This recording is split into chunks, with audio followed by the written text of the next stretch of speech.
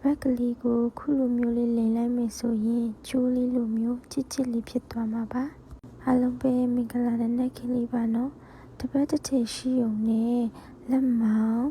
အကျော်လျှော်လို့ရပြီဆိုတာသိပြီးကြပြီလားမသိသေးရင်ဒီဗီဒီယိုလေးကိုအဆုံးထိကြည့်သွားပေးပါနော်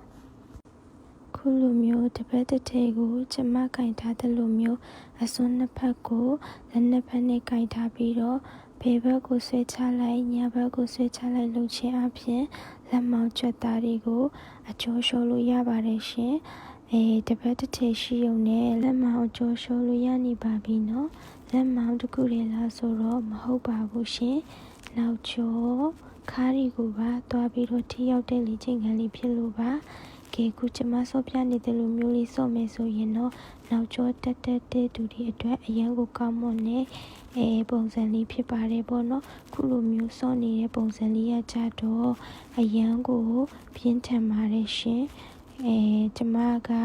စောနေချဖြစ်တဲ့အတွက်ကျမအတွက်ကဘာမှအထူးဆက်မဟုတ်ပေမဲ့လို့ခုမှစဆောမဲ့သူအတွက်ဆိုလို့ရှိရင်တော့အရန်ကိုနာကျင်ကြိုက်ခဲနေမဲ့လေ့ကျင့်ငယ်မျိုးဖြစ်ပါတယ်ရှင်ကျမကဆောလာတာချပြီးဖြစ်တဲ့အတွက်ကြောင့်မလို့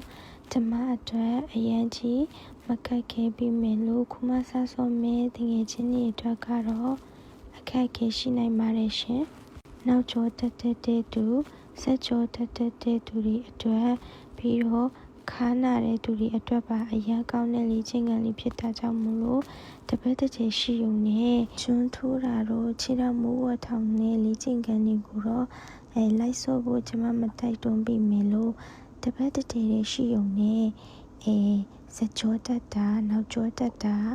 စတဲ့ယောဂတွေကိုတတ်တာပြောက်ကင်းစီမယ်ဒီလေ့ကျင့်ခန်းလေးကိုတော့လိုက်ပြီးဆော့စီချင်ပါတယ်အားလုံးပဲဘိုင်ဘိုင်